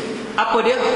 Kalau ada video contohnya, dia buat gang rape kan, rogol beramai-ramai, ada kawan tolong ambil gambar. Tiba-tiba polis rampas handphone kawan tu. Ada video macam mana 4 orang lelaki rogol 1 budak perempuan. Boleh dijadikan bukti dalam kes rogol kerana dia bukan hudud. Kalau adanya air mani, adanya laceration, adanya abrasion, ada lebam, ada cala, ada luka dan sebagainya pada bahagian badan perempuan, itu juga menjadi qarinah. Sekarang canggih tuan-tuan. Sekarang canggih. Ada rambut, ada bulu kemaluan dan sebagainya, itu menjadi qarinah. Qarinah ni pula dia ada qarinah yang kuat, qarinah yang lemah. Dia tengok kepada case by case. Ni. Dan sebahagian fuqaha mengatakan bahawa ta'zir ada ketikanya boleh hukuman dia lebih berat daripada hudud ataupun menyamai hudud. Maknanya kalau rogol, kerajaan kata dengan maslahah yang ada sekarang, kerajaan kata kita perlu menetapkan hukuman mati kepada perogol, maka sebahagian fuqaha mengatakan bahawa ia dibenarkan oleh syarak. Kalau tuan-tuan baca buku karangan Imam Ibn Qayyim Al-Jawziyah, dalam satu kitab dia tuan-tuan berkenaan dengan qarinah, dia sebut macam mana Sayyidina Ali menghukum satu orang perempuan yang mendakwa dia kena rogol. Perempuan ni, dia kata satu orang lelaki ni rogol dia. Sayyidina Ali minta bukti. Mana bukti? Perempuan ni ambil kain dia, tunjuk kain dia tu ada tumpukan air mani lelaki tu.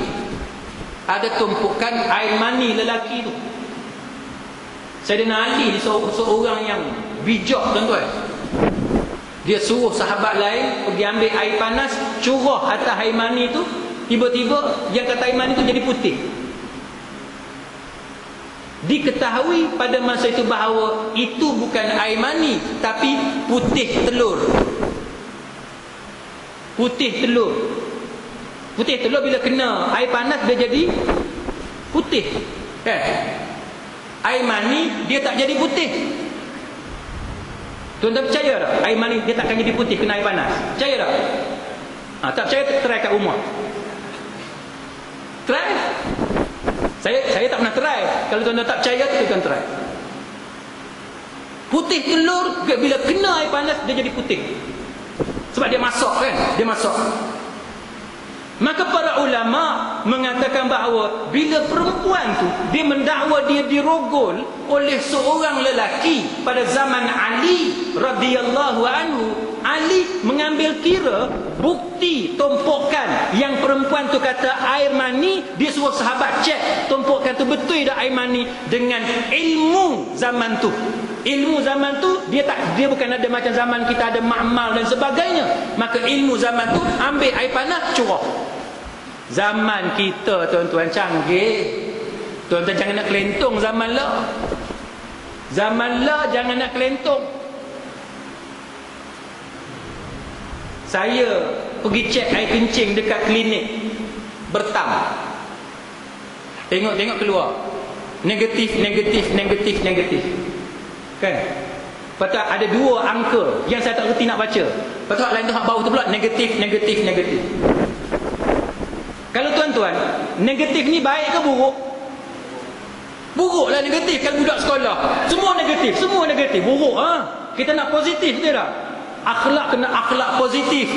Mana akhlak negatif? Tak mau. Nilai nak nilai positif. Tapi tuan-tuan, bahasa makmal negatif tak bagusnya. Bahasa makmal negatif tu yang bagus. Kalau tuan-tuan dapat semua positif, nyaya tuan-tuan. Lepas tu saya tengok ada satu angka yang saya tak reti nak baca. Saya pun tanya doktor, ni apa dia? Dia pun sebut, dia kata bahasa mudahnya ginilah. Katalah kita tipu air kencing. Kita tak bubuh air kencing, kita bubuh air paip. Kita ingat doktor tak pandai, kita bubuh air paip. Bila dia test tu, bacaan yang saya tak faham tu, dia punya reading dia tu menunjukkan kandungan air bumi. Air paip tu. Dia menunjukkan kandungan air lain selain daripada air kencing. Berapa bacaan dia? Maknanya kalau bacaan tu lebih daripada had tu, dia tahu kita pergi campur dengan air lain. Tuan-tuan jangan kelentong. Tuan-tuan nak bubuh warna kuning, nak bagi doktor percaya, aku bagi pewarna kuning, bagi pekat sikit. Tuan-tuan ingat doktor bodoh tuan-tuan? Lala zaman lah canggih, tak boleh tipu. Sebab tu kita kata DNA, ujian DNA tu ketepatan dia tuan-tuan 99.999 tu. Nak cerita ketepatan DNA zaman sekarang. Maka rogol tuan-tuan sekalian, dengan ilmu yang kita ada zaman lah, tak jadi masalah dalam undang-undang Islam. Malah dalam mazhab Syafi'i, mazhab rasmi negara kita ni tuan-tuan, pun mengatakan rogol di bawah ta'zir, maka tak jadi masalah.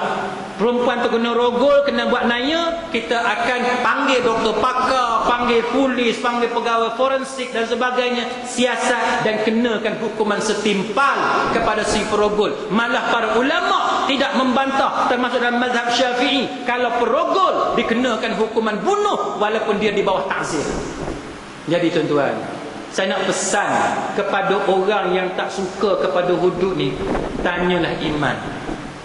Iman kita ni sebenarnya kat mana? Sampai tak suka dekat hudud, duk memperlekehkan, memperolokkan, mentertawakan. Sebab apa tuan-tuan? Sebab kita semua ni akan mati, akan menemui Allah Ta'ala, dan kita ni wajib terima semua benda hak kata Islam. Kita tak boleh, kita rajin semayang, tapi pada masa yang sama duduk mentertawakan hudud. Kita rajin pergi haji, pergi umrah, tapi mempertikaikan hudud yang benda tu memang ada dalam Al-Quranul Karim. Saya nak berhenti setakat ni. Muslimin muslimat sekalian, kalau ada 1-2 soalan, bolehlah. Kalau tuan-tuan tak faham ataupun ada pendapat lain ke dan sebagainya, dipersilakan. Kalau ada. Ya.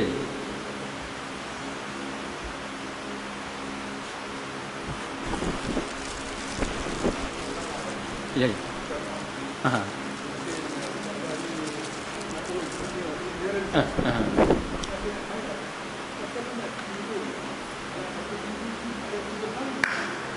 Video ada 7 hari. 1 minggu.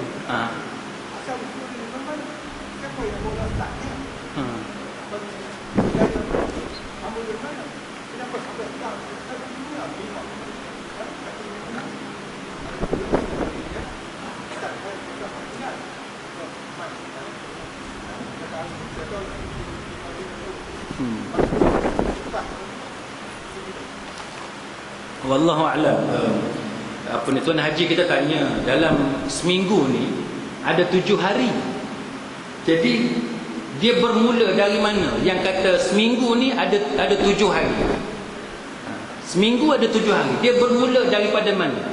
Wallahu a'lam, saya pun tak tahu. Kalau tuan-tuan tanya saya nak jawab secara spesifik, secara tepat macam mana seminggu ada 7 hari, wallahu a'lam, saya tak tahu.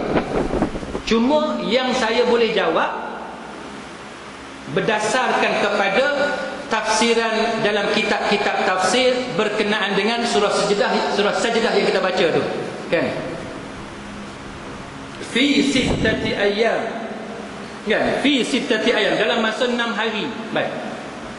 Kalau tuan-tuan balik ke rumah, tuan-tuan cari tafsir surah Sajdah tu, fi sittati ayyam, dalam tempoh 6 hari tu, nanti tuan-tuan akan jumpa jawapan tu. Saya tak pasti sama ada tuan-tuan boleh terima sebagai jawapan yang tepat kepada soalan tu, kan? Tapi lebih kurangnya bolehlah untuk jawab sedikit sebanyak, walaupun mungkin tak jawab 100%. Sebab apa? Bila tuan-tuan buka nanti dalam tafsir fi sittati ayyam, saya cadangkan tuan-tuan cari tafsir Ummahatut Tafasir, major exegesis, tafsir utama macam Imam Ibn Kathir, Qurtubi, Ar-Razi, Zamakhsyari, Tabrani, At-Tabari ni, apa lagi? Itu antara beberapa kitab tafsir utama. Tuan-tuan cari yang tu, tuan-tuan akan tengok lebih kurangnya cerita dia macam ni.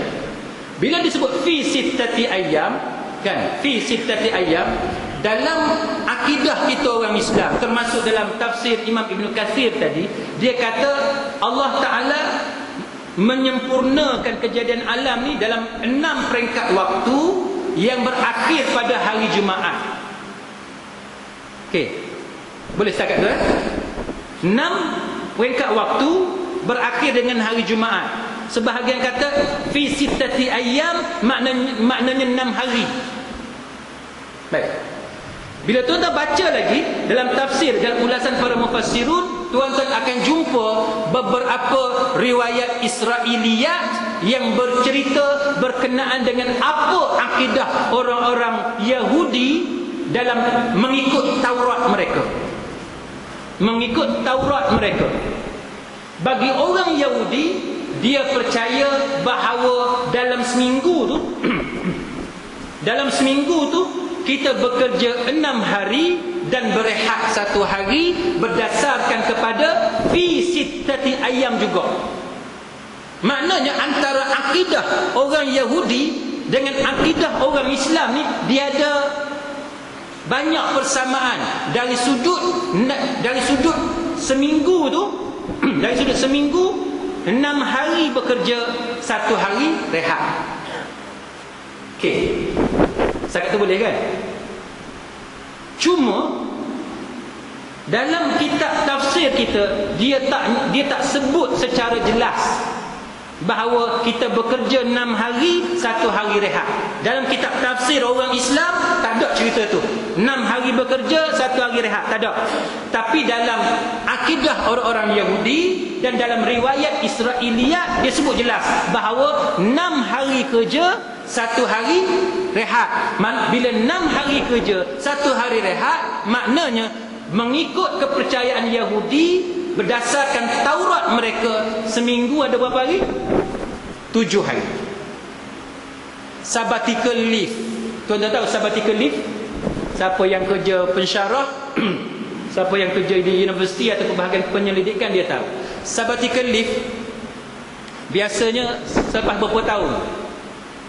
Selepas berapa tahun pensyarah tu, dia entitled untuk dapat cuti sabbatical. Berapa tahun? Tak tahu.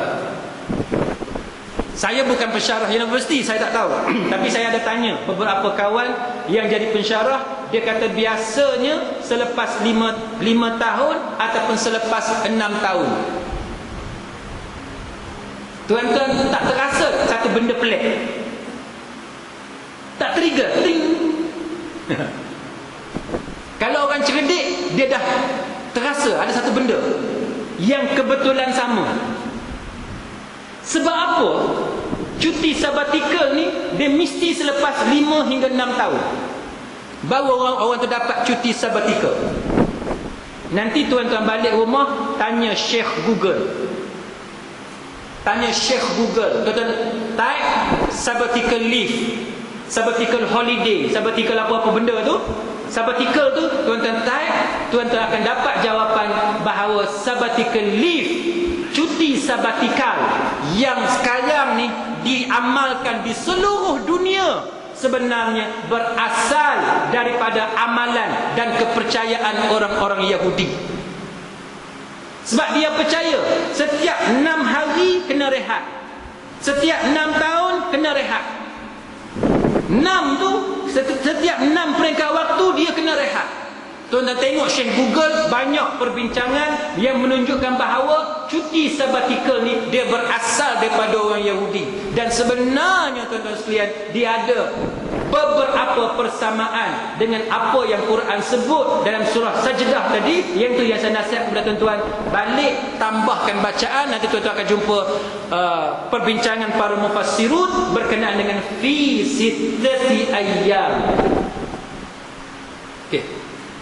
Setakat tu yang saya mampu jawab. Wallahu a'lam. Ada soalan lain? Tentang hari Jumaat. Satu ni dua. Okey, ya Syekh. Tentang hari Jumaat. Tentang hari Jumaat kan. Jumaat. Hari Jumaat ni hari yang elok lah.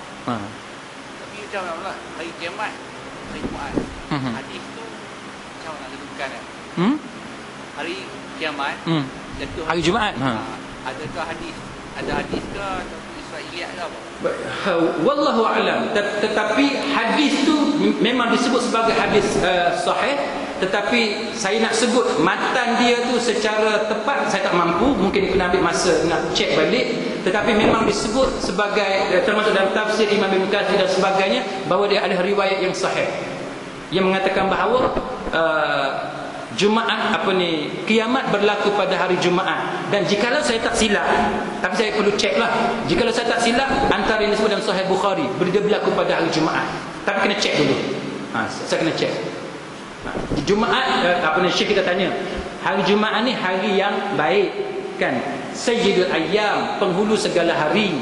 Jadi tiba-tiba datang satu riwayat ni, kita nak tahu sahih ke tak sahih, yang kata Jumaat ni berlaku kiamat hari Jumaat. Jadi saya jawab kepada Syekh kita ni bahawa apa yang saya boleh jawab secara pastinya ialah para ulama menyebutkan, masuk dalam tafsir Imam Ibn Katsir, dia kata ini adalah riwayat yang sahih. Dan kalau saya tak silap, wallahu alam, termasuk dalam Sahih Bukhari. Cuma saya kata saya perlu ambil masa untuk cek balik adakah betul daripada Sahih Bukhari. Tapi apa yang jelas ialah banyak disebut dia adalah riwayat yang sahih. Itu kena further investigation, kena cek balik. Wallahu a'lam.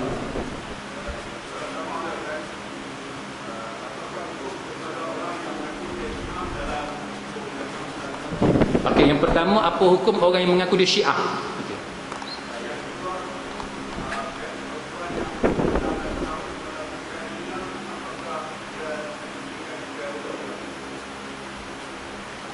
Soalan yang kedua, kalau dia tu perempuan ke lelaki?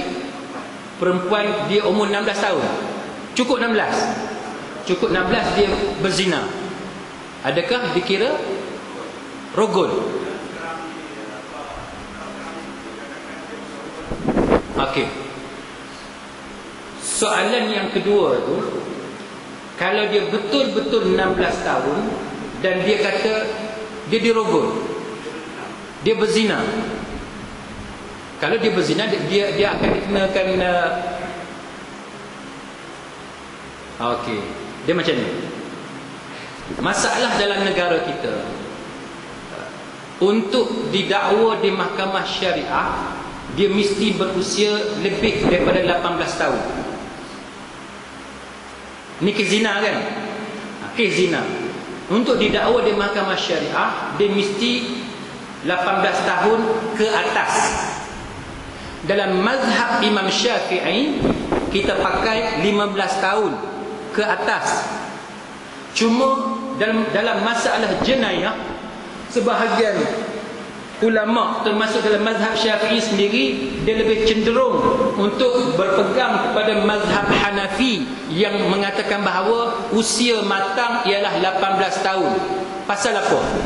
Pasalnya ialah dibimbangi budak yang usia 15 tahun ni dia belum lagi datang haid. Dalam mazhab Syafi'i, kalau dia belum datang haid usia 15 tahun, automatik dia baligh. Tapi sebahagian fuqaha kata oleh kerana mazhab Hanafi tu dia pergi tambah lagi 3 tahun, 18 tahun, maka 18 tahun itu lebih selamat untuk kita ambil sebagai umur minimum. Jadi dalam konteks negara kita hari ini, kita tak pakai mazhab Syafi'i dalam masalah umur 18 tu. Kita ambil mazhab Hanafi. Jadi orang tu tak boleh dituduh sebagai dituduh di mahkamah syariah sebagai zina yang kena hukuman penjara ataupun denda dan sebagainya sebab dia berusia di bawah 18 tahun. Tetapi umur 16 ni, katalah dia berusia tak cukup 16. Kalau rogol, kalau dia suka sama suka pun dia dikira sebagai rogol, statutory rape, walaupun dia berusia 15 tahun 11 bulan 29 hari ataupun 30 hari. Satu hari tak cukup untuk jadi 16 tahun, walaupun dia berzina tapi dia dikira sebagai rogol. Wallahu a'lam. Soalan yang pertama tadi pasal Syiah. Kalau seseorang tu mengaku Syiah, apa hukum dia? Baik, muslimin muslimat sekalian, Syiah ni kafir ke muslim? Kafir ke muslim? Ini yang tuan-tuan kena jawab. Kalau tuan-tuan kata kafir, pasal apa yang kita benarkan dia pergi haji? Kafir mana boleh masuk Mekah dengan Madinah? Kalau kita kata muslim, masalahnya kenapa ada kepercayaan Syiah sampai tahap kata kita ahli sunnah, Muawiyah, Aisyah apa semua ni lebih najis daripada anjing dan babi, yang tahap mengkafirkan Abu Bakar dengan Umar, yang duk menyanyi dalam YouTube, tuan-tuan boleh tengok, Aisyah finnar, Aisyah finnar, Aisyah finnar. Dia menyanyi, dia kata Aisyah dalam neraka, Aisyah kena seksa dalam neraka, kena azab dalam neraka. Itu dilema kita sekarang. Itu dilema kita sekarang. Sebab tu tuan-tuan sekalian, dalam masalah ni, untuk jawab masalah ni, saya lebih suka ambil sejarah sebagai panduan tuan-tuan. Sejarah macam mana? Maksud saya macam ni. Kalau tuan-tuan belajar kitab fiqh, Wahbah Zuhaili, Syekh Yusuf Al-Qaradawi dan sebagainya, Syiah dianggap sebagai apa? Syiah dianggap sebagai apa? Syiah dianggap sebagai mazhab. Betul tak? Tuan-tuan tengok dalam Al-Fiqh Islami wa Adillatu, tuan-tuan tengok dalam kitab-kitab para ulama yang lain, semua mengatakan bahawa Syiah itu sebagai mazhab. Kita start yang tu dulu. Baik, bila Syiah sebagai mazhab, mana Syiah orang Islam. Sebab apa? Sebab dia ni tuan-tuan sekalian, dia mengucap kalimah syahadah, 2 kalimah syahadah. Cuma ada mazhab Imamiyah, Ithna Asyariyah ni tuan-tuan sekalian, dia tambah 3 kalimah syahadah dia. Yang pertama, tiada Tuhan selain Allah. Nombor 2, Muhammad tu Rasulullah. Nombor 3, kepercayaan menerima Imam 12 tu sebagai maksum.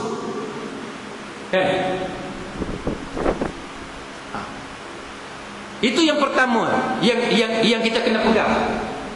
Pada masa yang sama, tuan-tuan kena tahu yang nombor 2. Tuan-tuan kena tahu yang nombor 2. Apa dia yang tuan-tuan kena tahu nombor 2? Nombor 2-nya yang tuan-tuan kena tahu, dah ada berapa ramai dah ulama yang sekarang ni dah tukar pendirian dia, bahawa Syiah bukan lagi mazhab, tetapi Syiah adalah musuh Allah Ta'ala, musuh orang Islam. Termasuk Syekh Yusuf Al-Qaradawi yang dah tukar dah pendapat dia. Dulu dia kata bahawa Syiah ni orang Islam, dia sokong usaha takrib, mendekatkan ahli sunnah wal jamaah dengan Syiah. Tapi sekarang dia tidak lagi, terutamanya semenjak apa yang berlaku di Syria. Semenjak apa yang berlaku di Syria, dia dah ubah pendapat dia. Okey, setakat tu boleh terima Jadi apa cadangan saya kepada tuan-tuan? Cadangan saya kepada tuan-tuan macam ni. Syiah ni dia bergantung kepada orang tu. Syiah ni kalau dia mendakwa dia Syiah, tapi kepercayaan dia tidak sampai ke tahap Ithna Asyariyah, tidak sampai ke tahap Ja'fariyah ataupun Imamiyah tu, mengkafirkan sahabat. Walaupun dia kata dia Syiah, dia kafir ke tak? Dia tak kafir. Walaupun dia mengaku Syiah, dia mungkin orang awam yang baru belajar pasal Syiah, ataupun sebagaimana orang kita lah, dia mengaku dia mazhab Syafi'i, tapi amalan dia bukan Syafi'i pun. Betul tak? Kan? Berapa ramai masyarakat kita, dia kata dia Syafi'i, tapi tuan-tuan tengok dia semayang, ni Syafi'i apa benda lagu ni? Bukan Syafi'i. Kan? Betul tak? Begitu juga orang Syiah, dia mungkin mengaku dia Syiah, tapi dia tak pegang kepercayaan yang mengkafirkan dia, kepercayaan yang membatalkan syahadah dia. Jadi cadangan saya, kalau dia mengaku dia Syiah, dia mengucap 2 kalimah syahadah, terima dia sebagai Islam. Kecuali bila tuan-tuan dah nampak bukti yang terang, seperti terangnya di bawah matahari waktu siang, jelas terang dia mengkafirkan sahabat. Dia buat benda yang bercanggah. Dia kata Jibril cari Ali tak jumpa, nampak Muhammad, dia bagi Quran, dia bagi wahyu kepada Muhammad. Jumpa yang jenis macam tu, barulah kita kafirkan dia. Sebab apa? Panduannya kita ambil daripada zaman Nabi. Nabi tetap menerima Abdullah bin Ubay, walaupun dah banyak dah beberapa keterangan yang kuat menunjukkan Abdullah bin Ubay adalah munafik. Bila dah hujung tu nak sembahyang jenazah, barulah turun wahyu daripada Allah Ta'ala larang Nabi kita menunaikan solat jenazah ke atas Abdullah bin Ubay. Jadi kesimpulan saya, kalau dia mengaku Syiah, pada pendapat pribadi saya, kita kata dia Islam. Sehingga nampak bukti terang, macam Khomeini dan sebagainya, dia mengkafirkan sahabat, kata Aisyah masuk neraka dan sebagainya. Itu barulah kita tidak menerima dia sebagai orang Islam.